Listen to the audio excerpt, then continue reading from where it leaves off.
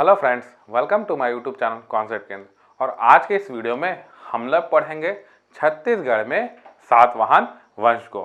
ये टॉपिक भी बहुत ही इंपॉर्टेंट है एग्जाम पॉइंट ऑफ व्यू से। एग्जाम में इस वंश से क्वेश्चंस आते हैं। तो शुरू करने से पहले मेरे वीडियो को लाइक, शेयर और यूट्यूब चैनल को सब्सक्राइब करें ताकि आने वाले वीडियोस के नोटिफिकेशन आपको मिलते रहें। तो चलिए हम लोग पढ़ेंगे सातवाहन वंश छत्तीसगढ़ में। ये जो सातवाहन वंश है इसकी राजधानी कहाँ थी? प्रतिष्ठान या पैठान में। कहाँ थी? प्रतिष्ठान या पैठान में। और ये कहाँ है? तो ये है महाराष्ट्र राज्य में। ठीक है। इस सातवाहन वंश में या सातवाहन काल में हमारे छत्तीसगढ़ को दक्षिणापद के नाम से जाना जाता था। आप लोग को याद रखना है कि कौन कौन से काल में छत्तीसगढ़ को किस किस नाम से जाना जाता था। जैसा कि हम लोग रामायण काल में पढ़े थे कि छत्तीसगढ़ को दक्षिण कौशल के नाम से जाना जाता था। महाभारत काल में प्राग कौशल के नाम से जाना जाता था। वैसे ही ठीक सातवाहन काल में छत्तीसगढ़ को दक्षिणापद के नाम से जाना जाता था।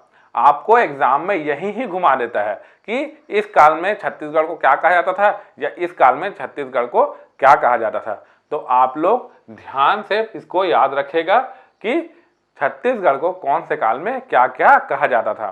सातवाहन काल में छत्तीसगढ़ का नाम दक्षिणापद था। ठीक। सातवाहन कालीन मुद्राएं हमें कहां कहां से मिली थी इसको हम लोग जान लेते हैं। जो सातवाहन कालीन मुद्राएं हमको मल्हार और चक्रबेड़ा से मिला था। ये मल्हार और चक्रबेड़ा कहाँ है?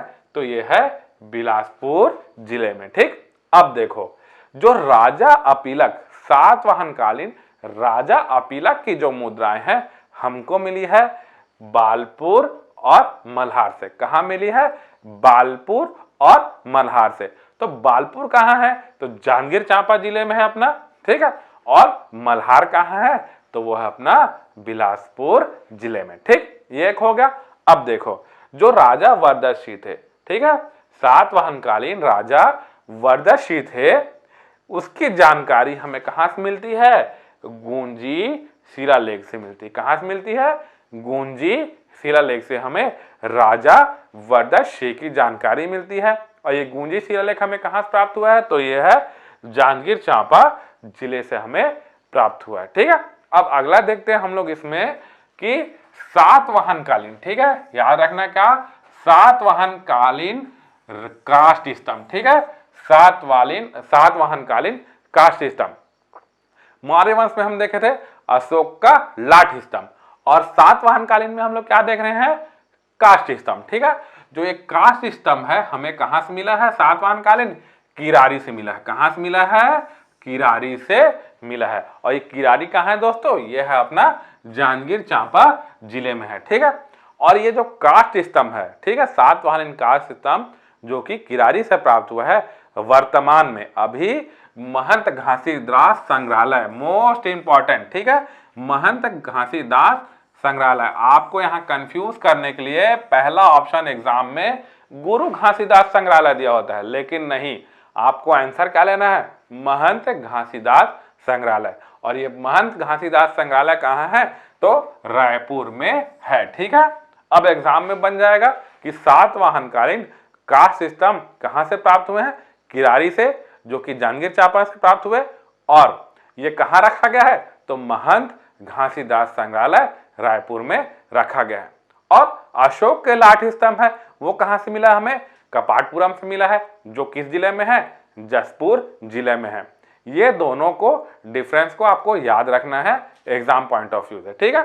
उसके बाद जो सातवाहन काल के रोमकालीन स्वर्ण मुद्राएं, रोमकालीन स्वर्ण मुद्राएं हमें कहां से प्राप्त हुआ है?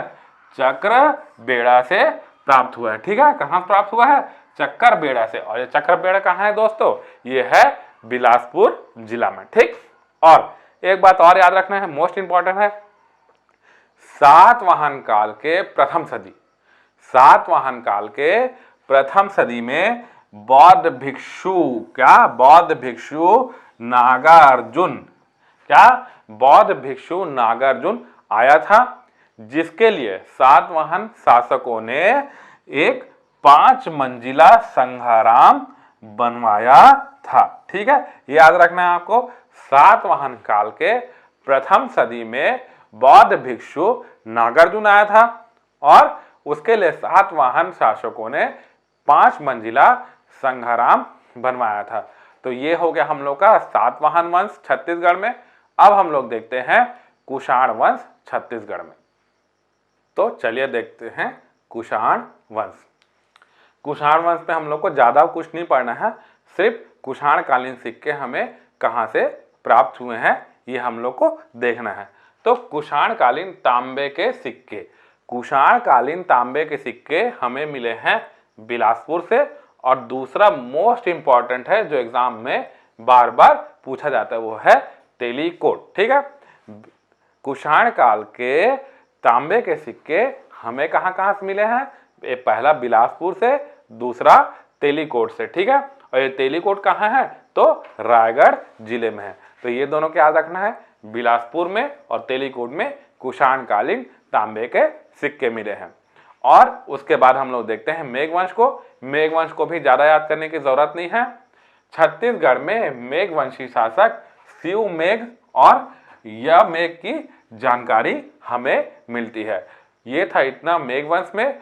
ये हमें इसलिए याद करना पड़ता है कि एग्जाम में पूछता है कि आने वाले वंशज को क्रम से जमाइए, इसलिए आपको मेघवंश याद करना जरूरी है। तो ये था आज का वीडियो जिसमें हम लोग पढ़े सातवाहन काल को और कुषाण काल को और मेघवंश को। ये 3 हम लोग पढ़ लिए। अगला हम लोग पढ़ेंगे वाकाटक वंश को, जो कि मोस्ट इंपॉर्टेंट है एग्जाम पॉइंट ऑफ व्यू से। एग्जाम में वहां से क्वेश्चन आते ही हैं हर बार। तो अगर ये वीडियो मेरा आपको पसंद आया हो तो प्लीज़ लाइक, शेयर और यूट्यूब चैनल को सब्सक्राइब करें ताकि आने वाले वीडियोस के नोटिफिकेशन आपको मिलते रहे। Thank you.